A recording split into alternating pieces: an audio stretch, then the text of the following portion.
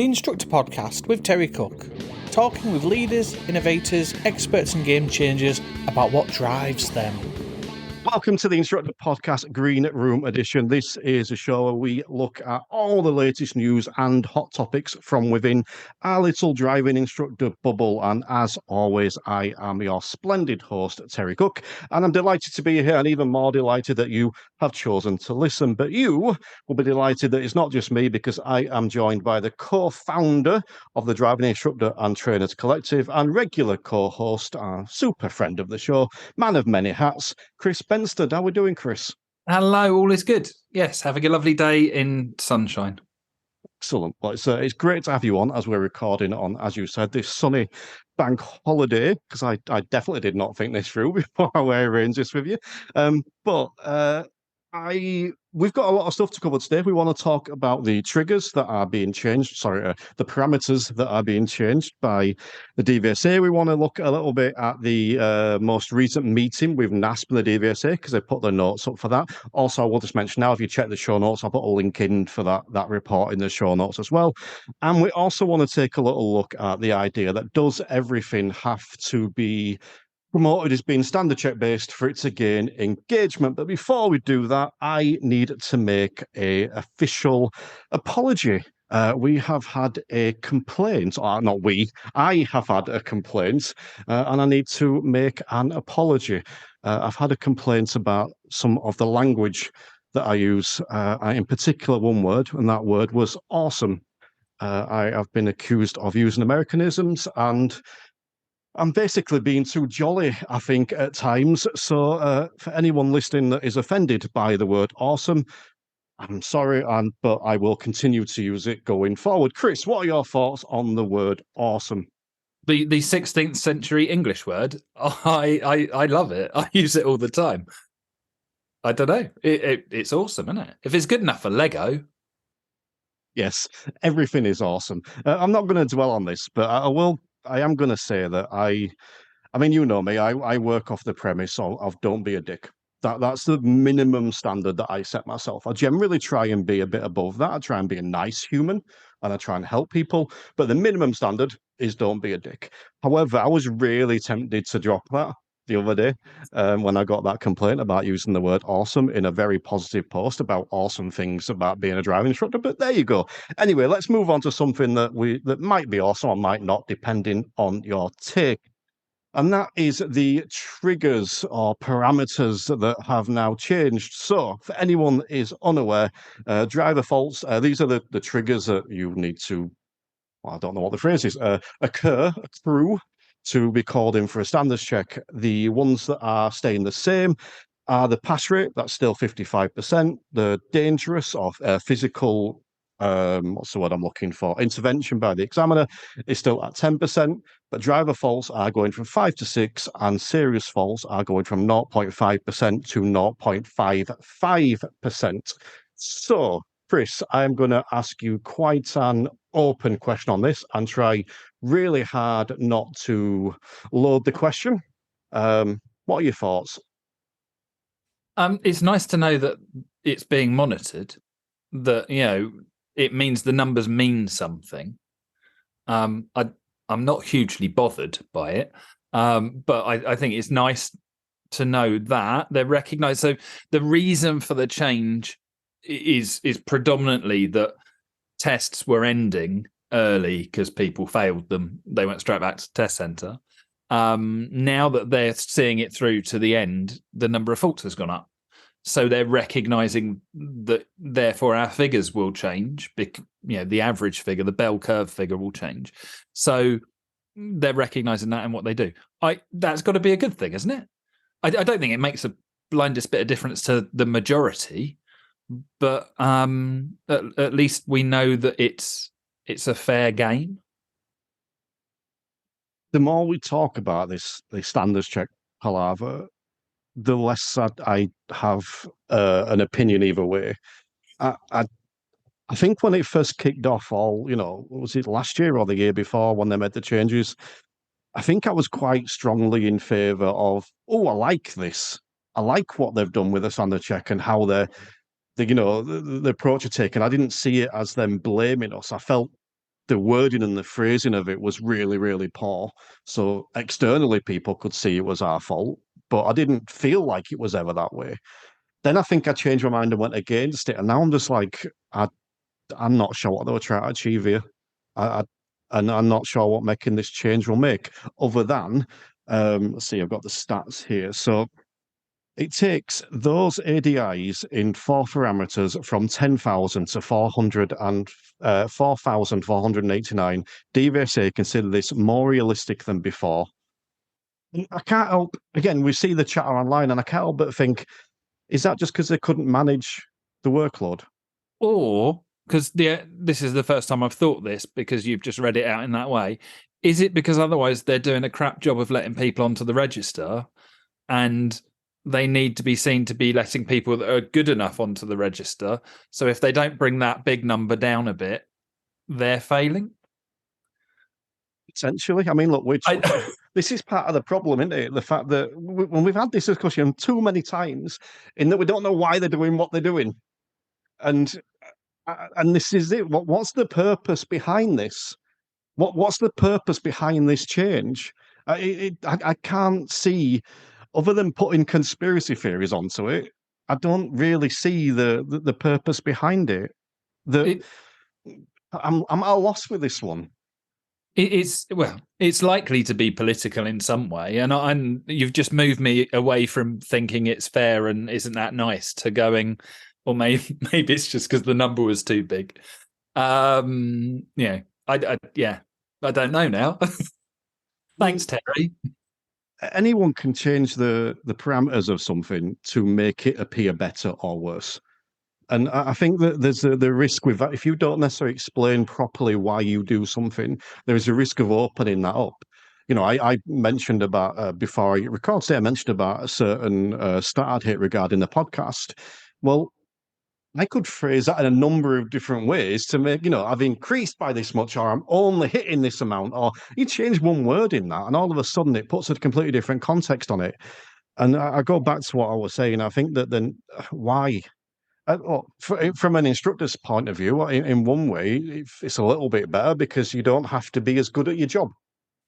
And which is so the minimum standard has changed then. So that they're doing what they're supposed to. It reminds me of the last time that there was a particular change like this, which was the waiting list statistic of how they calculated. This is pre-COVID stuff. How they calculated what the wait is for a test center, and it moved from 10%. I think I'm right in saying 10% of tests being available inside of a week or whatever it was, to one test being available because people don't need 10% of tests, which sort of made sense, but they didn't tell anyone. They just improved the waiting lists. So yeah, I'm now being cynical. Sorry, I was enjoying my bank holiday weekend. Thanks for that. Well, not to come on with me when you're having a good time, but I think back to COVID during lockdowns and the government, and I can't remember the chart annoyingly, but there was a specific chart they used all the time to show how well we were doing in comparison to other countries. Then as soon as we were worse than the other countries, they stopped using that chart. And they started using a different one. And things like that feel a bit like this sometime. And I don't know, you mentioned minimum standards. We've spoke about this before. We've spoke about the communication. I don't want to beat the same drum over and over again, but I don't know why. And we don't need to know why. There's an element we just need to get on with his job. But essentially, that's what it's done. And I've spoken here before, and I've been quite open about the struggles I've had with students going to test over the last few years, and the time and effort and energy that I put into trying to be better, because I wasn't to the best. And fair play to the DVSA, they gave me a kick up the arse with that. Them making them change around the standard check made me reflect on myself. I mean, I probably would have done it anyway eventually because I'm, a half decent human being, but they made me reflect on myself at that time, and I implemented changes because of that. And my pass rate improved, and my what's the one? The driver faults. I'm going to say minors and get shouted at then. The driver faults improved, and the serious faults, and everything improved, and that was down to the work I was doing. And it didn't improve overnight; it all improved over 2 years. And, I've spoke about this in the show before, and it's almost as if someone's gone, you know all that hard work you've done? I didn't need to do it as much because we made it a bit easier. And I just don't get it. There is one other thing I'm going to mention on this. I actually got this from the NASP report later on, but I think it's really relevant to this, which is there are still just under 5,000 ADIs with no data. I think that's fascinating. And how much of that do you think? And we're going back to the DVSA, the questionnaire they did, not the questionnaire, but in the survey. That's the word I'm looking for. There was some stuff on there about ADIs keeping their badge in the car. So when you've got 5,000 ADIs with no data, is that where that's coming from, do you think? I don't think we can know. So potentially, now I have taken the odd pupil to test because I only get the odd pupils. The normal ones go to everyone else. But I take the odd one to test. But potentially I could not take anyone to test, so there wouldn't be any data on me. So that with the blue light people and people who just do fleet, and I'd want to know why. I'd want to know what those stats are. If it's people not putting their badge in the window, which I think there's a lot of people that say they don't, but actually they do, and they just want everyone else to join in so that they can actually not put their badge in the window. It's not a big number, is it? Really, when you think about the number of jobs now, quite rightly, that need an ADI badge, but they're not teaching learners, they're not going to get stat. So, I don't find that surprising. If we interpret that stat as most of those people are people that take their badge out of the window, more driving instructors take their badge out of the window than listen to this podcast. There you go. You can interpret stats however you want. I don't know what else to say on these triggers. Do you care, Chris, whether we call them triggers or parameters? Does that have any? Because I know you're a word guy. Yeah, you're going to be laughing about this later. But anyway, I think it's awesome. No, I love words. I think they're really important. I care. I care that other people care. I think it means something different, but actually, probably the DVSA wanting them not to be called triggers, that triggers me more than necessarily the parameters. I feel that's a political thing. I think sometimes changing what they mean, maybe we should have a different word for them than triggers. Maybe we should just, I don't know. Something beginning with BS, but anyway, it's. I think that there's, there is a lot to the words, but does it really matter? No, I mean, I think from a personal standpoint, I think that the word triggers sounds a bit more negative. Parameters sounds a bit more statistical. I don't know, but it don't really mean a lot. I will just say this. I've got a student recently who started, when she puts the car into neutral, she's calling it neutralizing the car, which is the best thing I've heard in a long time. Neutralizing the car. Anything else you want to mention on the triggers / parameters, Chris? No, I'm too busy writing down neutralizing the car. Neutralizing the car. Just one that made me remember. People in Nigeria call them trafficators, not indicators, and I love that. I love trafficating. I like that. I think we should all trafficate. Indicating is old school. I sense a new podcast coming on now. All right, well, let's take a moment, set the table, and tell people who we actually are. So, Chris, do you want to tell people who you are, what you do, and where they can find you? I am the co-founder of the DITC, the Driving Instructor and Trainers Collective, which is the signposting point for the driving instructors industry. We identified that no one knew where to go for what. So that's what we try to solve and try to point people in the direction of what they need. Get in touch and ask us, because we can't fit everything out there all at once. And then I spend the rest of my time doing theory training and supporting people who need to be taught or develop understanding for the theory test. I like that you told people sort of specifically what's awesome about those things, because in my Facebook group today, I put an advertising thread up and said, you have to tell us what's awesome. And everyone just posted their links. And I spent the entire day clicking on saying, yes, but what's awesome about your thing? And then they told us, which was good. So people actually know what they're looking at there. But yes, I am Terry Cook. And as you may well be aware, or hopefully aware, I'm the host of the Instructor podcast. If you are enjoying these, make sure you click subscribe. Most listeners to podcasts do not click subscribe. It helps numbers greatly when you do, which would be very much appreciated by me. Also, I run the Instructor Premium, where if you want to get a whole host of additional content, I think there's currently 106 exclusive shows over there, as well as discounts for places like Client-Centered Learning, the ADI, PDI Doctor, Guild of Mindful Drivers, and the other two that I've forgotten, which I'll get shouted at by someone definitely. Then you can sign up, and the best place to do it is theinstructorpodcast.com. And you can also come and watch shows like this being recorded live, as all these lovely members are today. And the last thing I'll mention before we move on is to keep your eyes peeled for what's coming up, because I am doing a meganar, because I've decided that webinars are not enough. So we are doing a meganar, which I know will amuse someone who dislikes the word awesome. So we're going for meganar. And there are going to be 9 speakers over at least 3 hours, because it's bound to overrun. And it's going to be in August. So make sure you're following me on socials in particular, and checking out the podcast as well for more information about that. It's going to be free to everyone. So you can sign up and just get 3 hours of goodness. But it will be recorded and put in the premium account for people to watch back on at a later date.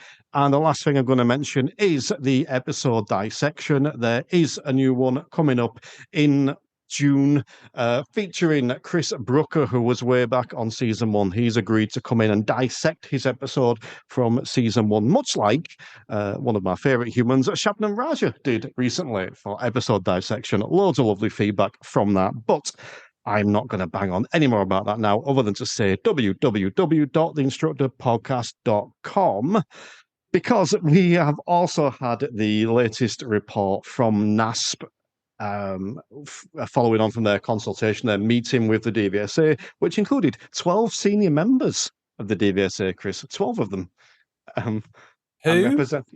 And representative from NASPs. So I'll throw to you first on this, Chris. What are your thoughts? Have you got any key takeaways from this? Anything stand out? Who? 12 senior members of the DVSA and NASP. I'd love to know who. Being that we're being represented and spoken to, I don't like listening to people if I don't know what their name is. That was my main feeling. There wasn't anything particularly stand out. It was an exchange. I'd like to know with all these things.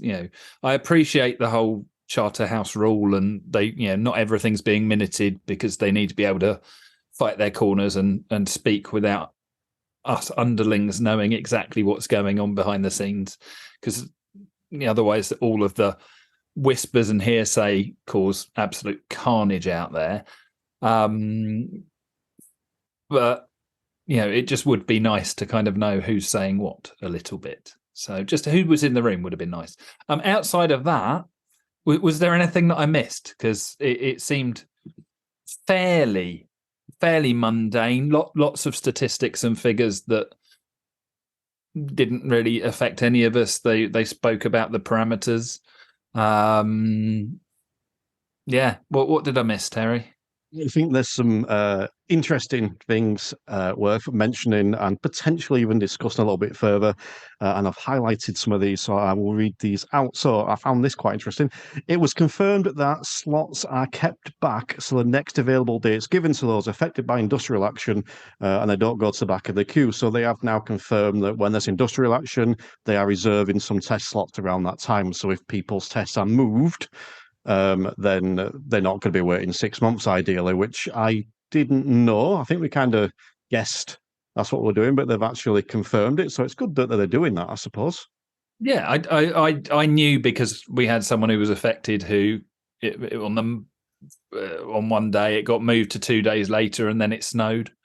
And then it got moved again, and they did a really good job of managing it. And I think actually it's really regional, but locally to me, they did a great job of dealing with the industrial action. I think it's a nightmare for everybody. I think we always end up blaming the DVSA as one big body, and we have to kind of remember the different sides to the fight. But I still, I support examiners. I respect what they do, and I know a lot of them wouldn't be out there if they didn't feel that they should be. Yeah, support for the examiners, sympathy for the learners, I would say. Yeah, absolutely. But yeah, I agree with you. I just think it's good that they're trying to manage it, and credit where it's due. It's a difficult thing to manage, and I do think they managed it fairly well in most places, from what I can tell. I found this interesting. Again, I think we could all guess it, but I found it interesting that it was released. So I'm going to read this, and if it doesn't make sense, I'll clarify. The percentage of pupils that take the test at that preferred test centre and pass is 66%. The percentage who take it at their non-preferred test centre and pass is 48%.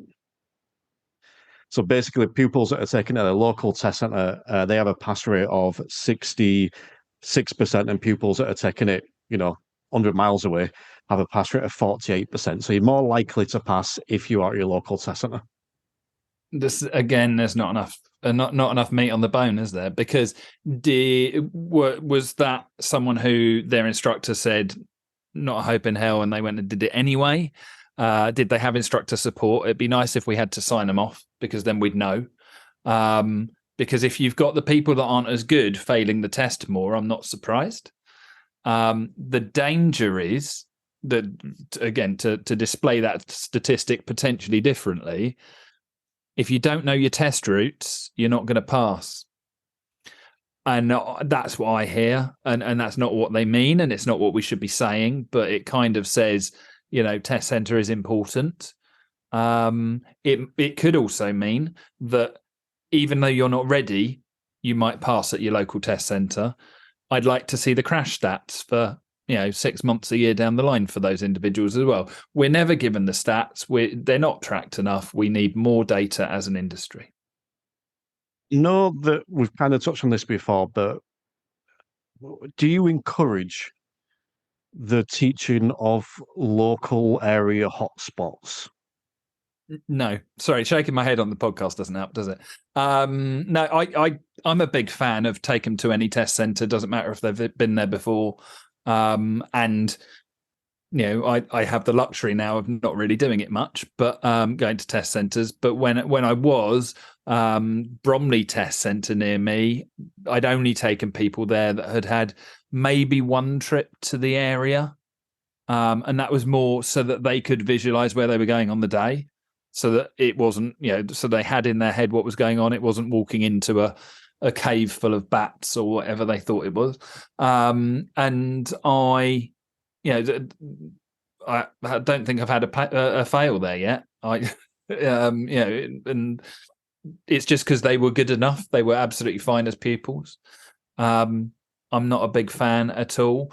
But on the flip side, I'm a massive advocate for examiners should be standardizing tests so that the area doesn't matter. So if you have something freaky in your neck of the woods, which is probably a roundabout because it normally is, but sometimes it's a junction, the DVSA should be encouraging the examiners to just standardize it so that you or I could go and drive it.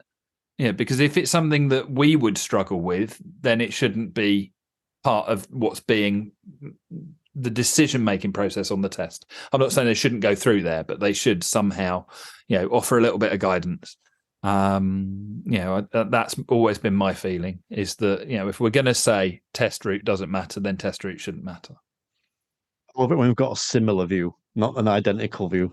I had a great one recently where we're talking about the driving test, actually, and I said, any concerns about it that you've got coming up? And she said, I'm just worried we haven't been around the test routes enough. I says, all right, why is that worrying? And she goes, well, my friends have told me about this one roundabout. And she identified this particular roundabout. I'm like, we've done that loads of times. And she's like, have we? I says, yeah, and I brought up Google Maps. I'm showing it. She went, oh, yeah, that's easy. I'm like, right. I've just never told you it's on the test route or could be on the test route. We've just done it loads because you can drive anywhere. And we'd actually covered pretty much, because you don't live far from test centre, so we kind of covered the area almost accidentally. And I'm like, you've done loads of where the test area is. We just haven't specifically done it as if it's a test route. I think where I've got a slight disagreement with you is potentially, like you've said about the stuff that stands out, the stuff that where it's not standardized. I will cover that, but not necessarily cover it because it's a test. I use it as a really good example. Like, this is a really tricky thing. This is abnormal. Let's go and practice this. Or for example, one for mine, they've changed it now, but they had a left turn only arrow in a lane that wasn't left turn only. We'd had it clarified specifically by the test centre and local authority that you can go ahead in that lane, but the arrow says left only. And Yeah. it just, and they've changed it now. But so that there are some things there that I think can be beneficial, but to me, they shouldn't be done as part of learning to drive. They should be done, you learn to drive, and then actually there's this really dodgy thing at the test center we could do. We're looking at that beforehand. I think that's where I would have a slight disagreement. But that, what would be interesting is how that ties into the past stats. Definitely. And maybe we can cover this another day because I've got a whole different opinion on why stats vary from place to place. I've got two near me. One is a 38% pass rate, I think it is, and the other is 54. And they're not that far from each other, but they are two completely different areas. Regarding that roundabout you mentioned, you didn't make that roundabout sound difficult. She'd driven it, she'd done it, you just dealt with it. Whereas quite possibly the instructors of the other, of her friends were saying, oh, this is where everyone fails. Well, what's going to happen then? It's a bit like if you got rid of hill starts. No one will fail for hill starts anymore. No. I mean, you are starting on a hill, but I get your point. Right, so the other interesting thing I found out this, and I don't think there's too much discussion around this, but I found it interesting. For every 1% increase in pass rate, there are 30,000 more tests available a year. So I like that one. Yeah. All right, so I'm going to read this out. This is a bit longer, but again, I think it's worth mentioning. And this is specifically from the notes. So, hang on, sorry, I've just processed that figure, right? So the difference between a non-local test centre and a local test centre was about 15%, was it? 68 and 66 and 48. So yeah, 18%. 18%. So, and then a 1% increase means that was it 39,000 more tests? 35, yeah. 35, right. So if you could work out for me 18 times 35,000, I think we've just solved the test problem of everybody has to take the test at their local test centre. And there's no waiting list anymore. The 630,000 problem solved. You have to take a test within a 20-mile radius of where you live. Thank you, DVSA. There we go. I'll soundbite that and send it to them. So going back to what we were saying, the DVSA understand that the perceptions of the public, etc., of high waiting times drives wrong behaviour and encourages the proliferation of organisation swapping tests. This keeps demand artificially high, and there is a need to help to try and change booking patterns. This will only be successful if DVSA works with ADIs to bring behaviour back to a normal level. DVSA wants to develop a mutually beneficial and mature relationship with ADIs to achieve change in the right way. In order to give this and other important matters more consideration, it was agreed that we hold a longer full-day workshop-style meeting, and this has now been arranged. So the DVSA are acknowledging that the public perception of what's going on is part of what's driving this this behaviour. I suppose it's good they're acknowledging that, because I don't think they were at first. It's also good that you just translated what was written, because I really didn't have a clue what was going on with all them words. Took me a minute to work it out myself. But yes, I agree. I think public perception is the biggest issue. because they're all going, we will not get a test for 6 months, which isn't factually correct. You won't get one in 6 months. No, because they're around, they exist, and work is being done. But yeah, I think they're given the headline and they're not given the facts, which is too often the case. Yep. How can the DVSA work with ADIs to bring about better behaviour from the public? How can the DVSA work with ADIs on that? What could they do? I quite like, and I think there's been a lot of engagement of the ready to pass stuff, because although some of it is too simplified, and you can always go, well, what about this, and focus on all the other bits. Actually, that short, sharp, image that says this is what you're trying to achieve, so you're not ready. I think that is quite nice. I've always been a big fan of don't bother reading the whole newspaper, just read the comic strip on the back, because the person who's managed to get that into 3 pictures is far more educated than the person that needed thousands of words. All right, let's move on, because there's a couple of other points I want to touch on here. I think this one's up your street, Chris. DVSA are looking to update the question bank for Part 1 to make it more relevant to the higher levels of skill and knowledge, and to include questions on modern technology. There will also be a full review of the Part 2 test to make it as relevant and effective as it can be, and incorporate vehicle technology changes. Promising to you, or? Well, as the arguably the country's leading theory trainer, they haven't spoken to me yet. I want to know who they're going to talk to. I want to know who is educated on what's in that data bank, because there's a lot needs to be done. So yeah, we'll see. But I just I think it's pretty rubbish. Bring it on, do it. I have absolutely no hope on it being done well. The fact that Safe Driving for Life, the DVSA's own website, doesn't include the learning sections to cover the questions that are in the actual test anyway. No. So yeah, can you see that I'm kind of I'm squeezing my thigh muscle really hard to stop me kicking off? But I mean, I've got the title for the show, which is I have absolutely no hope that it'll be done well. Yeah. I think I'm actually maybe a tiny bit more positive about this than you, because I think there's a lot of stuff here. And again, we weren't in the meeting, we're reading the notes. There'll be things that were said in the meeting that aren't in these notes. There'll be context and tone that was perhaps said either positive or negative. Stuff can be said, yes, we'll do that in a dismissive way or an encouraging way. I think I'm interpreting this a little bit more as at least it's being spoken about, at least it's being acknowledged. And I think there's a lot of times it hasn't. So, and not just this, but I think, some of the things we've spoken about today. But again, it's one of those things, there's nothing concrete there. It's, let's see if we can do it. And they haven't spoken to the, most prominent Part 1 trainer in the industry. She's not here today. Oh no, to clarify that, there's only probably about 5 of us that are specializing in theory. So, I'm not wearing it as a big title. I'm just saying that surely speak to the people that are doing theory and specializing in theory if you're going to address the theory test. And the best thing they could do, just in case they do actually listen and as you said, are interested, is put the Part 1 after the Part 2.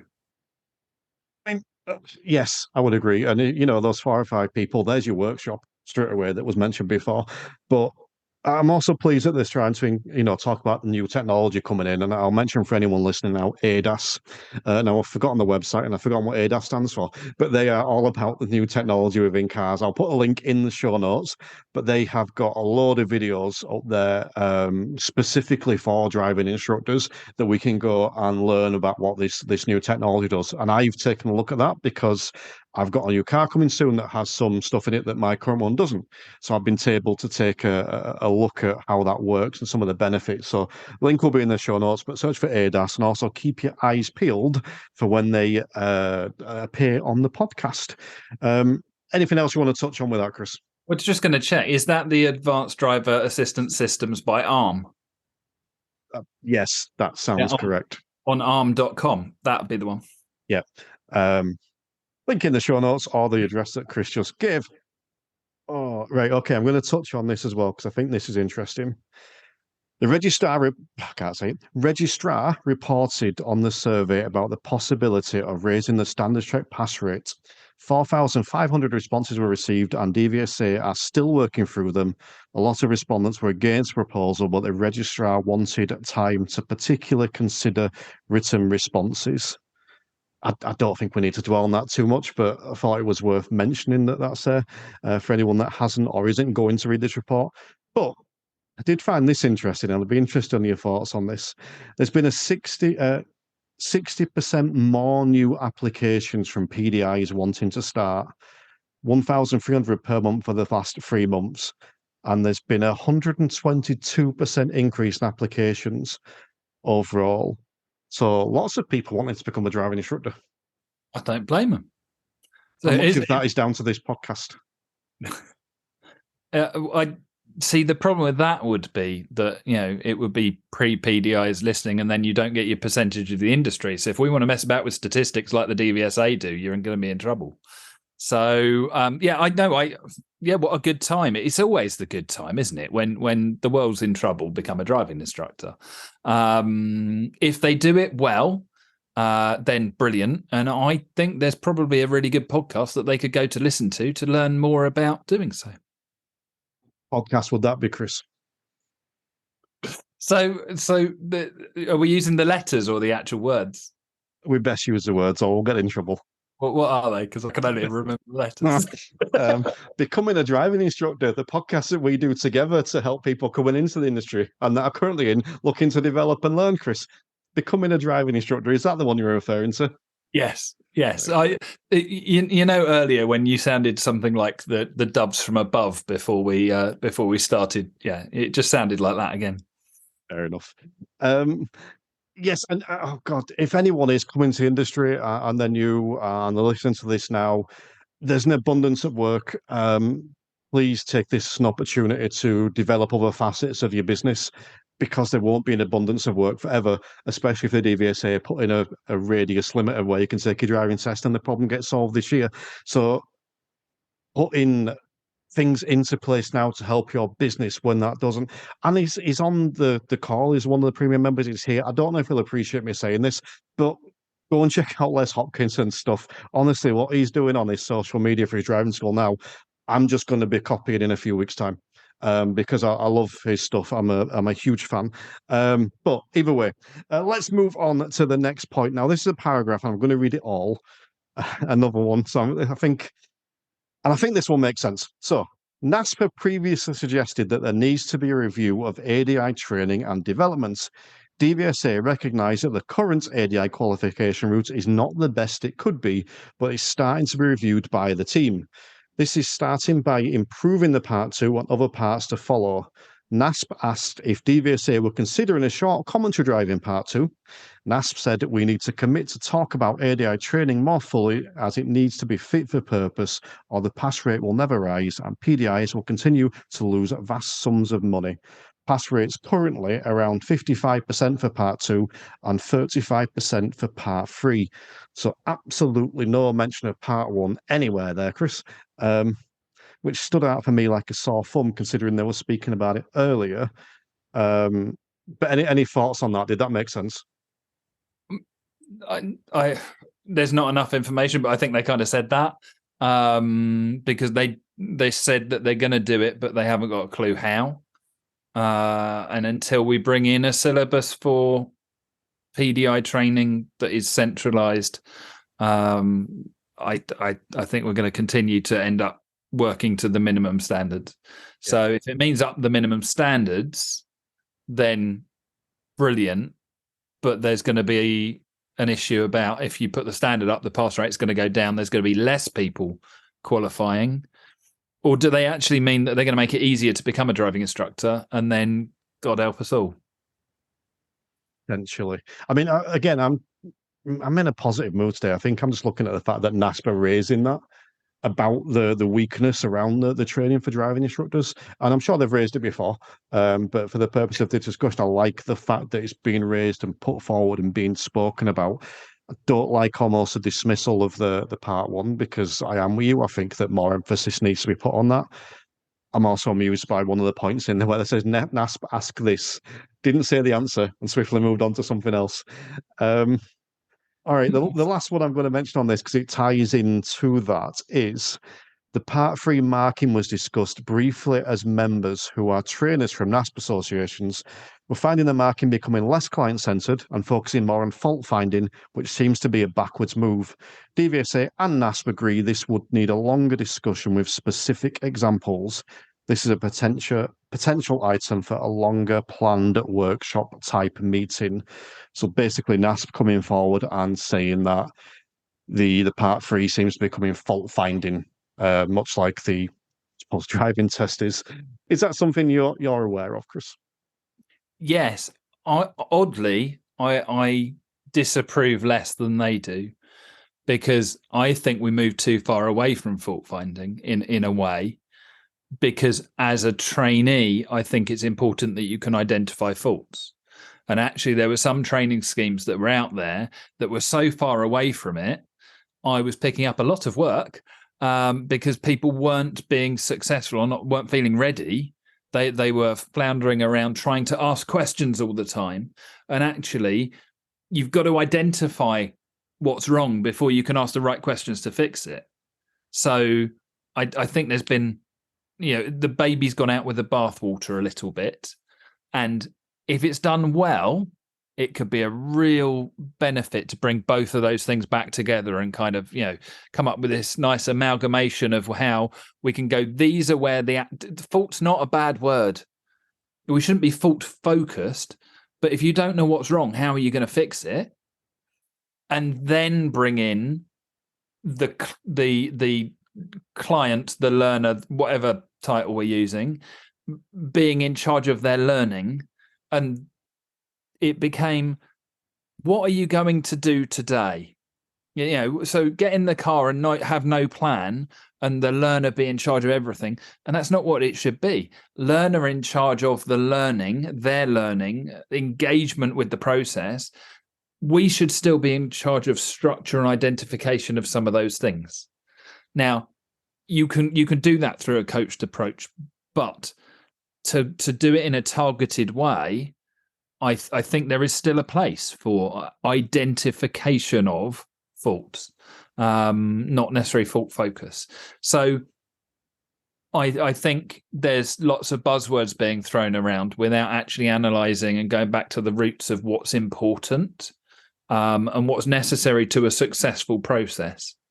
And if you do that, the people that recognise fault-based are going to be left floundering around and fighting against the DVSA, when actually, if we kind of went, you know what, there's a place for everything, let's have a look at it, we might keep more people on board with us and actually improve them along the way.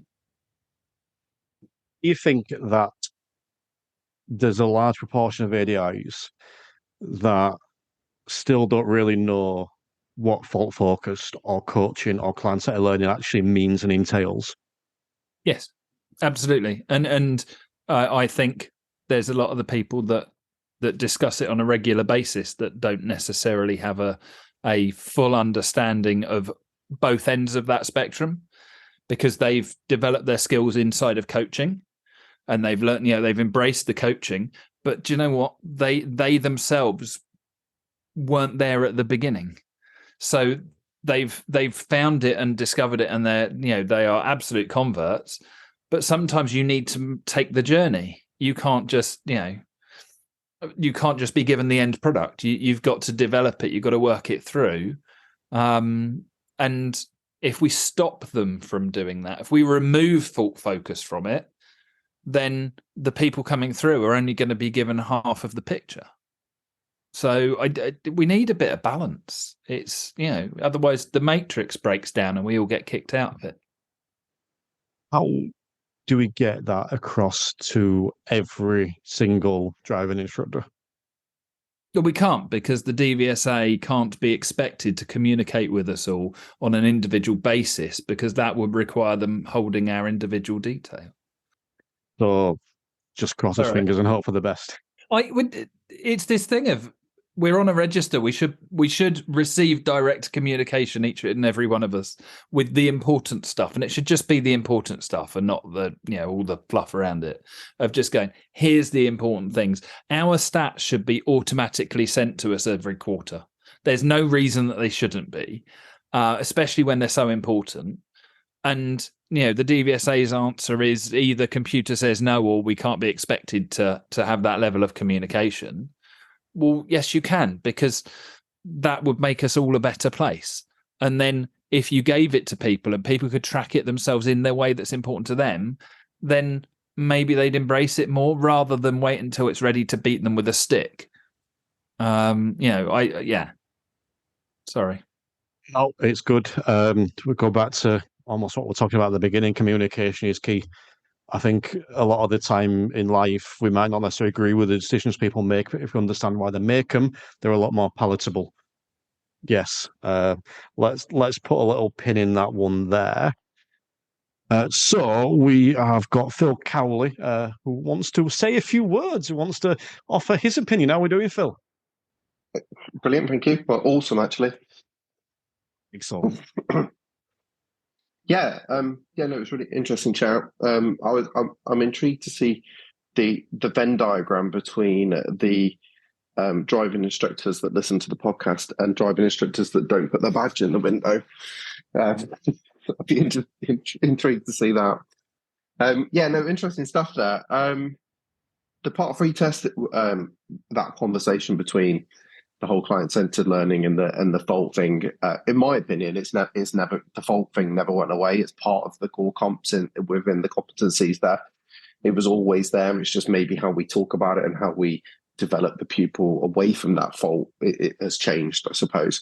I do think that there should be more discussion around maybe moving it back from 40 minutes to 60 minutes, because I think that has taken away our ability to have some of those deeper conversations, so sort of level 4, level 3, level 4 question conversations.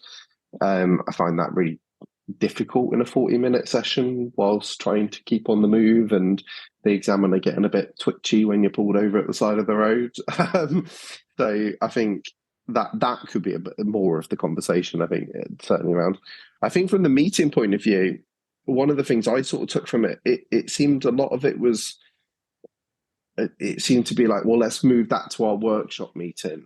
And my question would be, why isn't that the meeting in the first place? Why are we having a meeting about having a meeting? Like, why wasn't that workshop the original?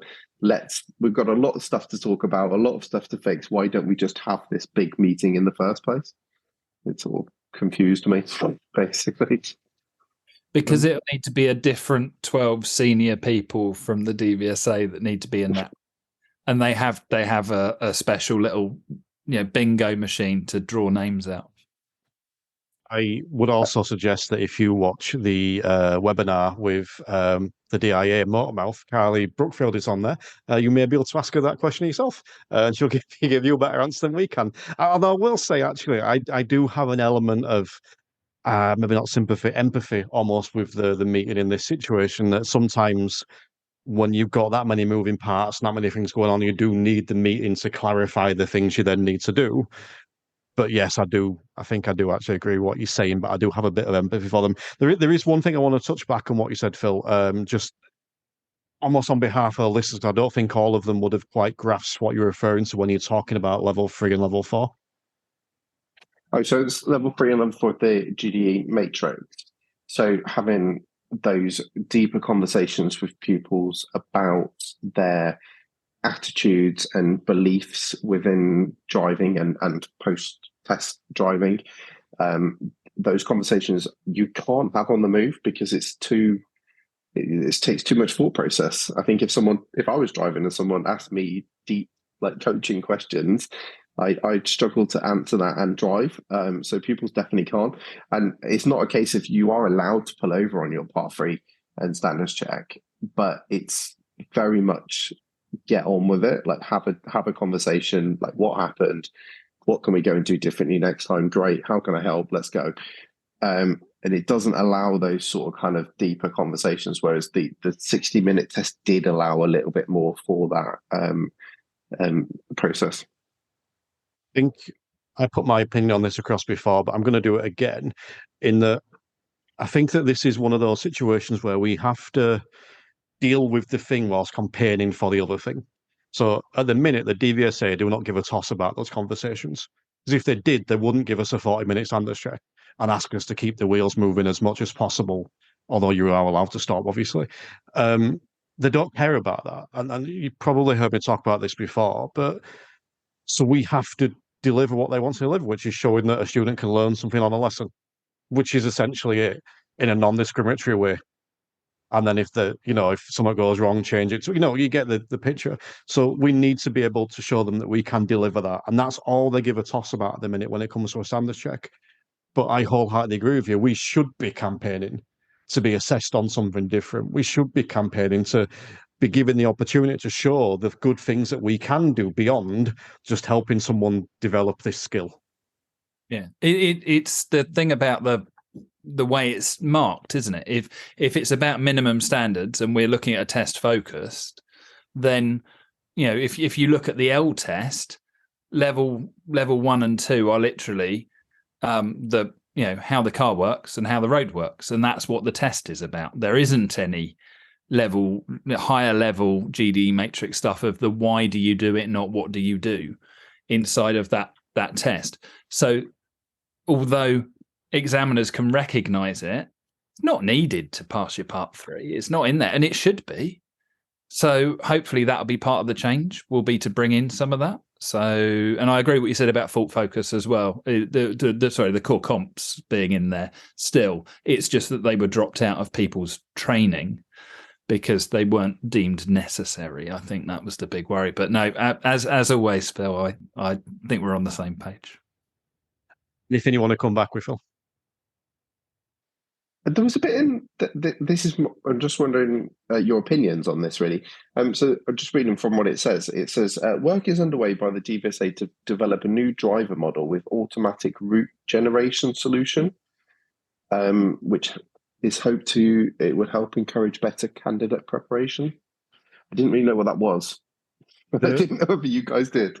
I will tell you, because I've highlighted the bit underneath it, because I originally had that highlighted and I thought, I have not got a fucking clue what that means.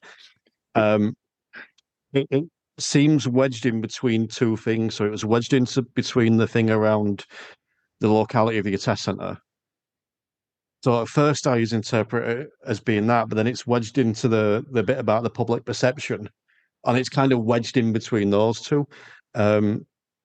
I think it's there's talk in there about making I don't know what the word is, but I'm going to use flexible driving test centers so you can start in different places, not just a driving test. So I'm just wondering if it's like wherever the examiner wants to take you that day, rather than a route. But again, we don't really know. But it's worded very, very badly, possibly intentionally to not make sense.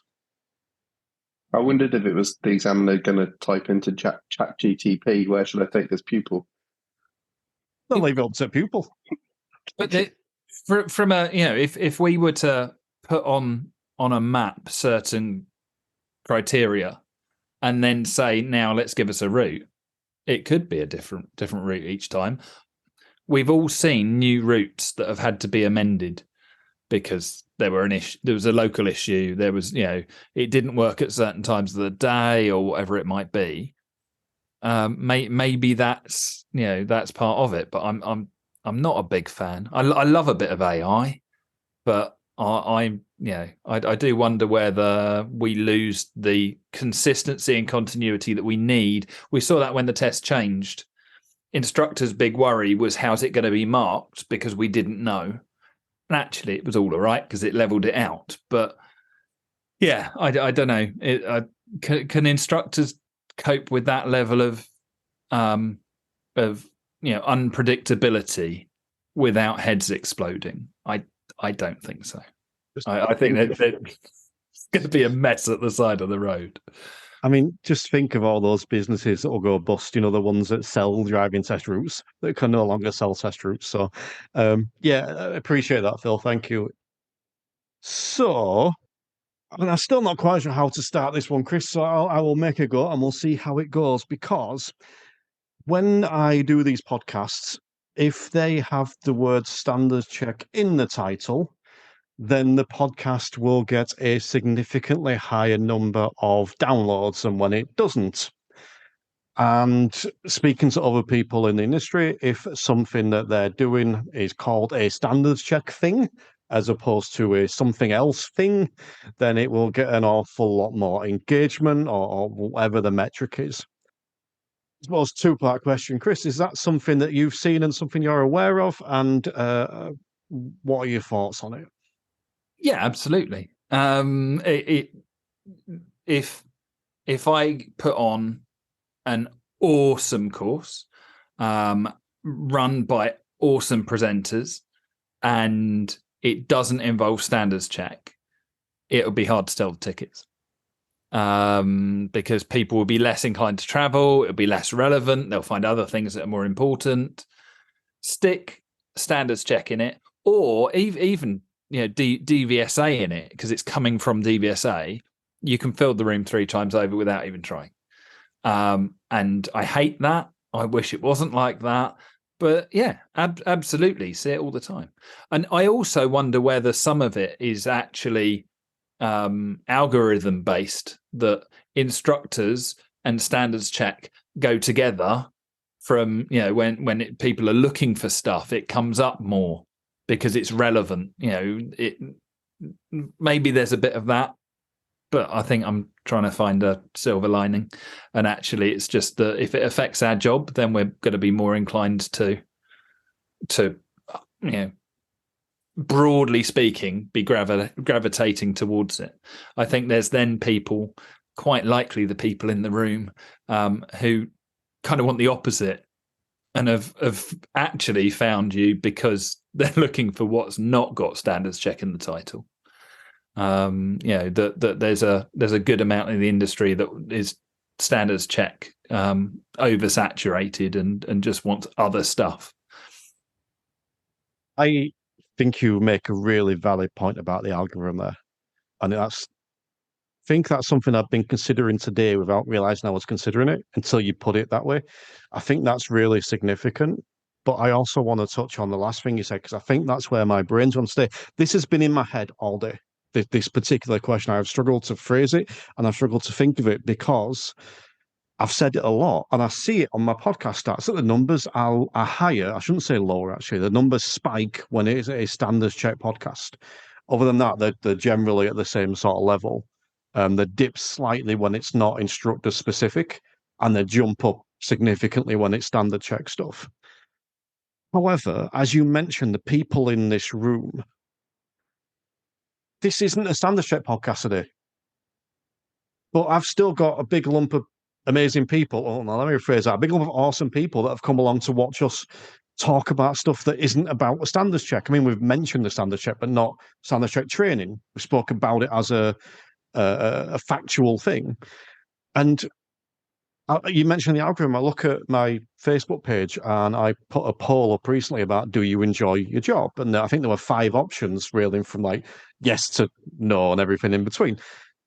And I looked at the responses from that and I'm like, I found my tribe because everyone's saying yes. There were a few people said sometimes, but no one went below sometimes. And it's the algorithm. Because the people that are following the Instructor podcast are generally not dicks. They like their job. They're good people, and they are not solely focused on the standards check. I cannot think of a single person, and I could be wrong. I cannot think of a single person that has messaged me regarding my premium content and asked me to do more or anything based on the standards check. But I've had messages about everything else. To think about the expert session, and I'll use the word again, expert session that you did, Chris. That was nothing to do with standard checks. That's got a really good number of people coming into it. To watch you deliver something that, yes, you learn how to do roundabouts, going to help you teach, which will help you do a standards check, but it's not about a standards check. I had the one recently with Kev Tracey Field. Again, really good number of people. Nothing to do with a standards check. And I just think, I might be barking up the wrong tree. I think when I'm talking about this, that everyone's standards check focused and not, it's like you said, there are people that are standards check focused. That's all they care about. That's not my tribe. I can't change them. There's the mountain of, what's it called? The mountain of curiosity or something like that, where you've got all the people one side that are buying into what you're doing. You're also at the top of the mountain shouting to the people the other side. The people on the mountain are going to hear you. They're coming up towards you. The people a little bit further away are just looking over their shoulder and going, oh, that looks interesting. So you can talk to them. But the ones that can't hear you don't pay attention to. And I think that's what I've come to today. It's like I'm thinking about the wrong people sometimes. Now, yes, I care about the industry. I'm thinking the industry as a whole. I can't change those people. I can't change the people that will kick off at the idea of calling something an expert session, or that will say that we should increase the prices to our students so that I can give everything to driving instructors for free, or that kick off about the word awesome, or whatever it might be that people are throwing a hissy fit about. And put more attention to the people like these guys that care and are awesome, and B, the people are looking over their shoulder going, what's that over there? And I think that's where I'm at. And I think I need to stop with the nonsense about the people that are looking over their shoulder and are only being, one frame. I'm going to stop a minute because I'm going to go on too much of a rant. But I need to stop about the people that are too rigid in their thought process. And I'm not even going to ask a question. I'm going to leave that there and let you respond how you see fit. Terry Cook has no interest in dicks. I've had moments. It is that, isn't it? It's so easy to get wound up about the people that will wind you up. It's the feedback I'm genuinely proud of. Is people often say, I like the way that you handle the idiots on Facebook, because I try not to. Sometimes they'll poke me where it hurts and I'll respond, but normally I try to just kind of go, let's just see what's happening. I take the Tony Robbins approach of imagine 4 other ways that what they said could have been meant before I respond to it, and just try to go, all right, they're not trying to be an absolute idiot and just annoy me. Just they are sometimes, but there should be something behind it. What can I find and what can I work with? And I think that's the thing. We can get absolutely focused on their focus on standards check, which makes us focused on standards checks, and then we're self-fulfilling, aren't we? It's not going to work. So actually, keep doing what you're doing, talking about mindfulness and LGBTQ plus awareness and allyship and all of those things that are really important to making the world a better place. And you'll find people like the ones in the room that actually care enough to turn up and engage and not talk about that kind of focus, because it's boring. But we'll keep an eye on it, because otherwise it'll come along and bite us in the backside, because sometimes you've got to defend yourself against the bottom, lowest common denominator stuff, because otherwise it creeps up on you. A few things to touch back on. As I mentioned, there's an exception to every rule, and Jensen Eccles is my exception to my rule. You mentioned about the feedback from people and the way we handle it. Me and you have very different ways of handling stuff. I know we both received praise about the way we handle stuff. I know I need to adapt mine, because I can be very passive aggressive at times. But I think if someone's acting a certain way, I'm going to be passive aggressive, deal with it. But I also just want to touch back on the standards check thing, because what I don't want to give the impression of is that, and I'm sure you second this, Chris, is that we're saying don't do anything about the standards check. I think it's a massive part of our industry. And I'm going to touch actually on what Guy McMillan said. He says, as long as it's free strikes, I can't say it. Oh, this is phrase better than the NASP report, and I'm struggling with this. As long as it's 3 strikes and you're out of a job, of course people will be interested in standard check content. Get rid of that, and people may be more likely to want to improve for improvement's sake. I fully agree with that. However, I look at that slightly differently to what I think you're saying, Guy, because you're obviously in my premium content, and pretty sure it was you that were commenting on a post the other day that had nothing to do with standard check content and was saying you'd enjoyed it and found it useful. And you're not in my premium content just for standards check. So you're not solely looking to pass a standards check. And I think that's the difference. The people in here and the people listening to the podcast and the people in the DITC and inclined set of learning, there's nothing in standards check of the title of that.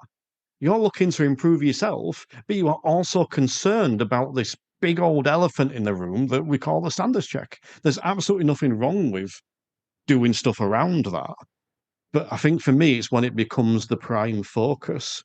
And I think that I noticed those spikes, and I spoke to Mick Knowles about it recently, and he says it's the same thing about his podcast. Lou Wall said it about her training. She calls it a standards check workshop, but there's very little on the standards check. Bob Morton's the same thing. He's a standard check workshop. He doesn't train you the standards check. He tells you the details of it, but then teaches you how to deliver a really good lesson. And I think that people do have to class stuff, but I just wonder if maybe we should stop.